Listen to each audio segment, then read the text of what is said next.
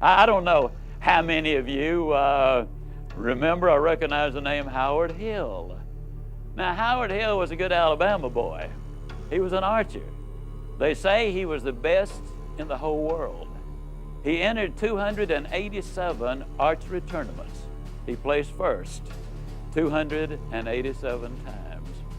He was so good, he retired early because the other archers started to get unwilling to compete for second place.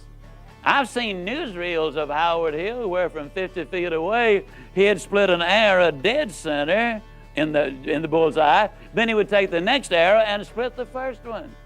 He killed a Cape buffalo with a bow and arrow, the most difficult game animal alive to bring down. He killed a Bengal tiger. He killed a 15-foot shark in under 18 feet of water.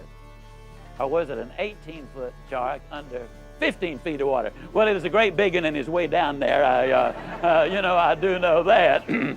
He was a good one, there's no question. So now let me emphasize the point. I've never shot the bow and arrow professionally, but I'm an instructor extraordinary. I'm not certain, but I think that's French, which means I'm really good at it. As a matter of fact, let me tell you just how good I am as a teacher.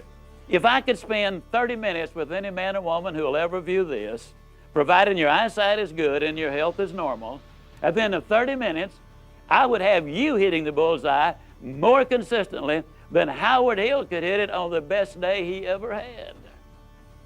Sound like I'm bragging, but I'm not. I could do it, provided, of course, you had first blindfolded Howard Hill and turn him around a couple of times so he wouldn't have a clue as, which way am I headed? And you might say, well, now, Ziglar, my goodness alive, fella, of course you could. That's ridiculous. How on earth could a person possibly hit a target he couldn't even see? It's a good question, but here's a better one. How can you hit a target you don't have? Did you write it down? Did you list the benefits which come your way from having a goal? You know, so many times people say, well, I do this, but man alive, it hurt, it cost too much money, or it take too long, or whatever. I quit smoking, but you know, I'd gain 47 pounds or whatever, or I'd go back to college and get my degree. But you know, it'd take me 10 years, and in 10 years I'd be 45. Well, how old would you be in 10 years if you didn't go back to college and get a degree? But instead of that, what you need to do is you set your goal is identify the benefits. Why do I want to do this? Then you identify the obstacles which you've got to overcome.